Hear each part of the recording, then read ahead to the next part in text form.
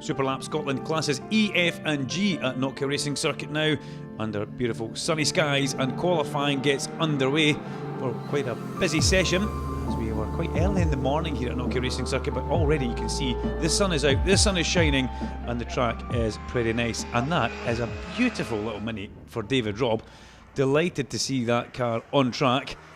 David has spent quite a lot of time preparing that car, and if you get a chance and you're in the Knockhill paddock, make sure you stop round and have a little bit of a look. There goes Tom Lockhart up the back straight and using all the road and a bit more, kicking up a lot of dust there.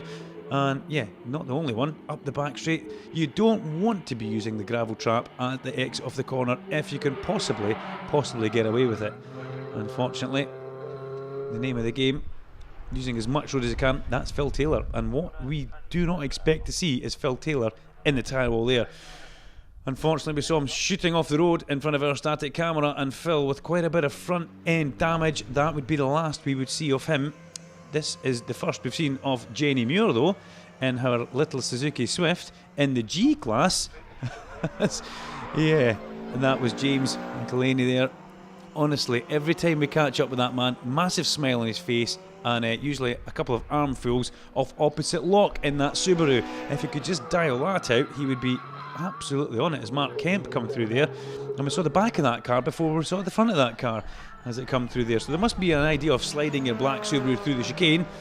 Must be the quick way of doing it, as Paul Bell goes in towards Clark Corner. Another man who we're delighted to have back in Superlap Scotland, as is Alex Fulton, as we saw him going up the back straight towards that corner. Alan Stewart in his retro class car flies over the crest of the hill there, and we do like the retro class car which is in, the old TR6, as we move in towards the really hot part of qualifying. Adam Kindness was the man at the end of the day in Class G, and Paul Bell was the man at the end of qualifying in Class F.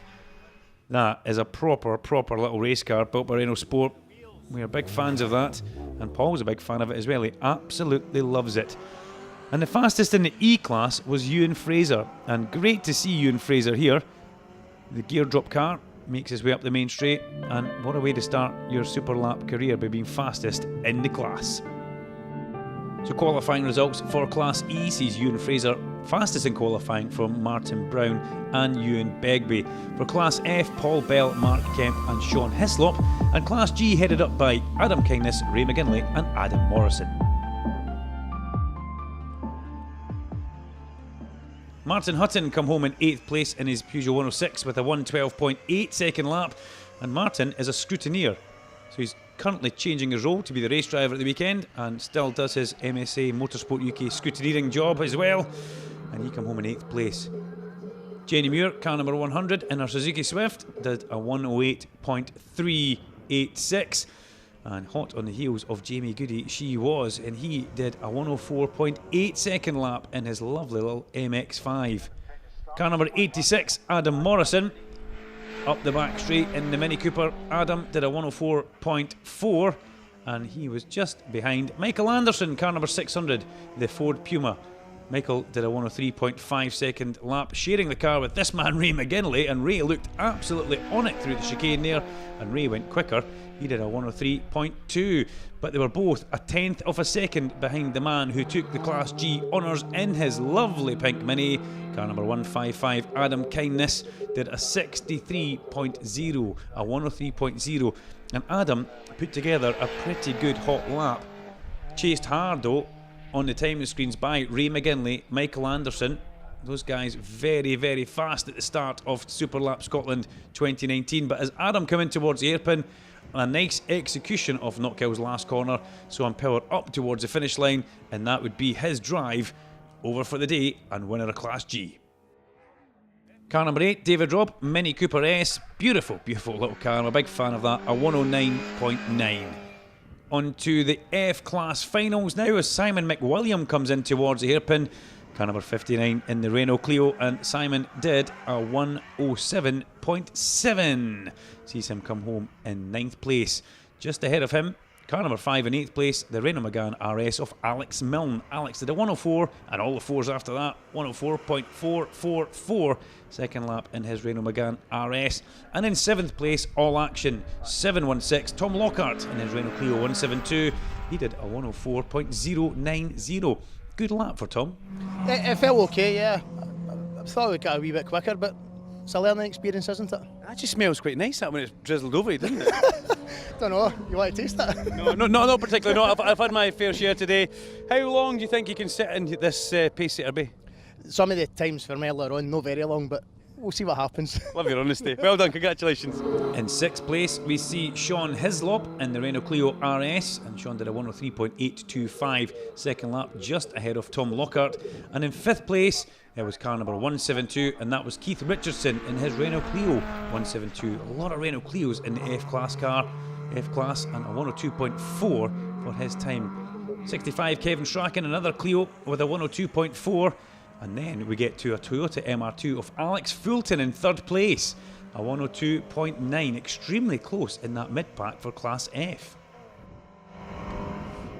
Talk us through the lap though, because you are struggling today. Mechanical issues rearing their head this morning qualifying, and you're still struggling on quite a bit of brake horsepower down. Yeah, I'm not getting any speed in the straight line really. I'm probably about 5-6 miles an hour down in the straight for where I usually am. So, Having said that though, you're still the fastest man. yeah, well, we'll see if that's the case in 10 minutes' time. Are you overdriving the car through the twisty part to compensate? Yes, yeah, definitely am. Yeah. Listen, good stuff though. The weather's making it for you. Obviously, you can really hang this thing out going through the turns. Yeah. It's a lot of grip out there compared to like what I've been used to. This is the first time like driving with proper brakes on and proper tyres. So, yeah. Well done, buddy. Yeah, cheers. In 2nd place, it was Mark Kemp in the Mazda MX-5, and he did a 1 minute point 7. And this time staying on the track, not kicking up just as much dust as he got through the corners. But the winner of F-Class was car number 87, Paul Bell, in the Renault Clio Cup car. 59.1 second lap. An absolutely blistering speed and pace to go round Knockhill Racing Circuit in his F-Class car. And Paul Bell delighted with that one as he come in towards the hairpin. He knew by this point it was a good lap.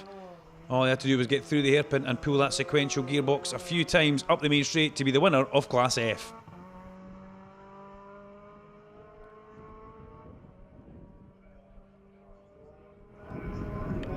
Not my best lap, to be fair. It was a bit scrappy and a bit untidy, but yeah, it went well. Gripped on. You know, a lot of people are saying there's a lot of grip out there. 9 times out of 10, when the track temperature goes up, the track actually becomes quite slick and slippy. But what was it like in the Clio? Yeah, it's actually really good today. I would agree with that. There is a lot of grip out there. Last year on road tyres, well, I'm about 6 or 7 tenths faster than I was last year, even with a wee bit of ballast to put it into this class. So yeah, the circuit is very grippy. Like, I know what you mean. Normally on a hot day, the lap times go, but yeah, it's good. Ultimately, though, happy with what you've done throughout the course of the day, chipping away, first time back in the car this year? Yeah, well, we've done one round at Silverstone, obviously, in the Michelin Clio Cup, but first round here, obviously, and I'm hoping to do the rest of them. Good stuff, mate. Well done. Thank you. On to E-Class now, and in 10th place, car number 132, the Mini of Suzanne Buist. And Suzanne did a 109.5 second lap around Knockhill. And just ahead of her, Natalie Cowie. Natalie in her first Super Lap Scotland, very, very impressive. Number 32, Natalie did a 107.8, very impressive lap time, looking good in that car, and she will get quicker throughout the year. 8th place, 190, Henry Simmons in the Mazda MX-5, and Henry did a 104.7 second lap to secure himself 8th place overall in his class. Just ahead of him, car number 555, Lewis McDougall in a Subaru Impreza this time. 103.088, Lewis just getting the hang of that new car. Then we've got Jordan Smith in 6th place, car number 24 in the beautiful Mark 1 Escort with a 102.3 second lap. However, the retro honours would go to Alan Stewart in car number 82 in the TR7, not 6 Duncan. The big V8 monster posted a 102.0 second lap. And he was just behind James McElhenney as we come through the chicane. Car number 12 this time kind of keeping it together going through there. James did a 101.2. Ewan Begbie, when his Renault Clio 182, Ewan did a 1 minute point 4. Very quick lap from Begbie. And the man who was quickest in qualifying was only good enough for second place in the final. Ewan Fraser in the Ginetta, a 1 minute .1.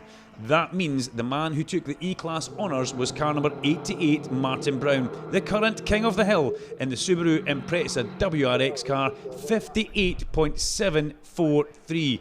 A fabulous lap for Martin, kept his powder maybe a little bit dry through qualifying, didn't want to show his hand, but when it come to the final, that 1 lap pace which he had and he kept in his pocket, he blitzed everybody in E-Class. And coming through the hairpin, Martin powered up towards the great checker flag and the honour of being the victor in E. There is an unwritten rule in Superlap Scotland that if you do a 58-second lap, you've got to do an interview in a pair of shades, no matter what the weather. Congratulations, buddy. What a lap, Martin. Excellent. Yeah, no, it was really good. I thought I'd kind of knackered my exit out the hairpin on the way up, but the rest of it just braking a lot later and really holding the revs up high and really going for it. So I'm still a bit shaky at the moment, so that worked well and kind of put the faith in it would do what I wanted it to do. What happened at the hairpin? How do you think you made a mess of the exit? I cut in a bit too tight, so I didn't go deep enough. Like, you know, when you try and slingshot out of it and get a bit of speed up. So I made up for it, I think, at the second half of it though. But the rest of it was pretty good. Probably, definitely the quickest I've been around all day. So. Stellar effort, mate. Congratulations. Thank you very much. Cheers. So the final results, Class G, the winner Adam Kindness, Ray McGinley and Michael Anderson, the top 3. In Class F, Paul Bell, Mark Kemp and Alex Fulton.